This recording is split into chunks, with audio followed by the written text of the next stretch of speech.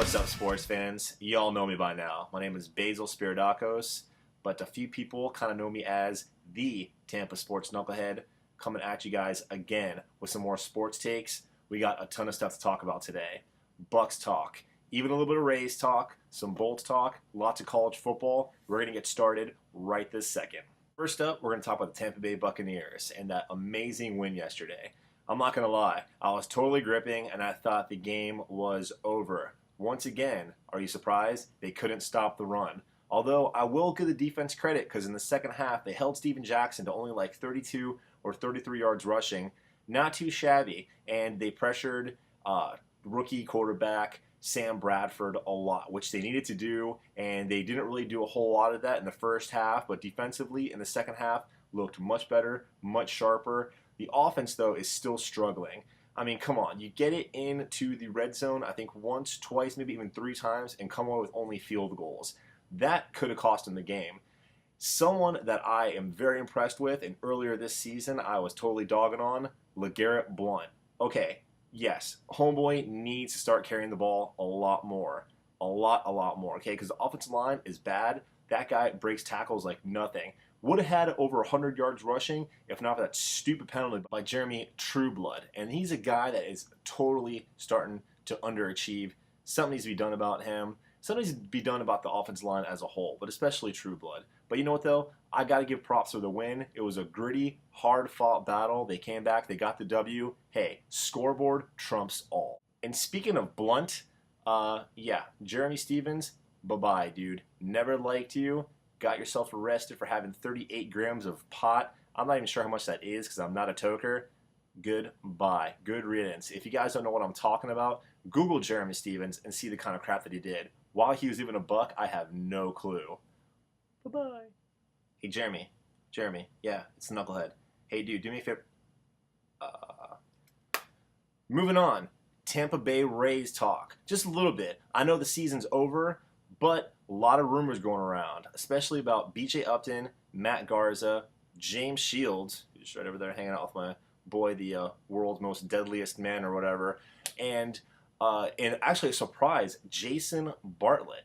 Supposedly, there's a lot of trade talk around for these guys, and the people garnering the most attention are obviously Garza. Garza's solid, and Jason Bartlett, which, man, if we lose Bartlett, that would be huge. Really bad in my opinion, but I guess they're rebuilding. I'm not sure what to think about this, so stay tuned. We could talk about it more later. Talk a little bit about the Lightning, who've been playing extremely well lately, although they lost last night 4-3. But you know what? They were down 4-1, and they came back, could have won, probably should have won. Here's the issue that I have right now at Tampa Bay, is that they are tops in the league when it comes to scoring. They score a little over 3 goals a game. But guess what? They're one of the worst on goals allowed. They allow the same amount of goals as they score. It's not going to get it done. That shows me that the goaltending right now is a big-time weakness. I like the defense. I really do think they're going to get better. I talked about them last week, but something has got to shape up and sharpen up with the goaltending.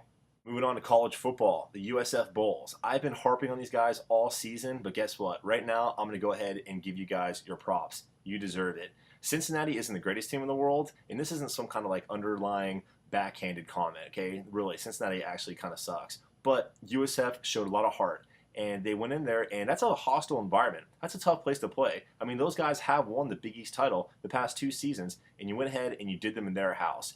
B.J. Daniels, man, you played excellent. You looked really good. 13 of 16 passing with 2 touchdowns. You actually look like a quarterback. And Bogan, way to bail B.J. Daniels out big time, man. I mean, he needed that go-to receiver. You were supposed to be that guy. I know you were a little injured earlier in the season, but hey, you stepped up big last week. Good job, guys. Good job. Some college football predictions for this upcoming weekend. This Thursday, Florida State travels to NC State. Should be a tough one for the Noles, but the winner of this game has complete control of the ACC, and chances are we'll probably see them repping in the ACC title game. That's going to be in North Carolina this season. You know, I like FSU in this game. It's going to be a tough one. Right now, I think the Noles are favored by 3.5. We'll see what happens. It's going to be real tough for the Noles. And predictions on the Gators and Georgia, the world's largest outdoor, whatever, frenzy. I don't even know what we're supposed to even call it anymore.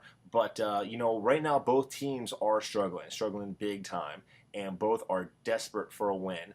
But Florida is totally in Georgia's head. Listen, Florida could be 4-6, and Georgia could be undefeated, and Florida will probably still win just because they're in the Bulldogs' domes. It'll be a close one. Hopefully it's going to be a good game, but Florida will prevail. All right, so I'd like to go ahead and close the show today. Wishing you guys a great Halloween weekend. Have fun. Be safe. Please follow me on Twitter at TPA Knucklehead. Also, go to the website, WHTVmagazine.com. Check out this video blog there. Throw me in some questions, comments, whatever you want, or do it on this YouTube page right below me. Put them in there. Please, I love to answer them, or send them to me personally. TampaKnucklehead@gmail.com. Also, follow What's Hot Tampa Bay on Twitter as well, at What's Hot T-Bay. Guys, I will see you next week. Peace out.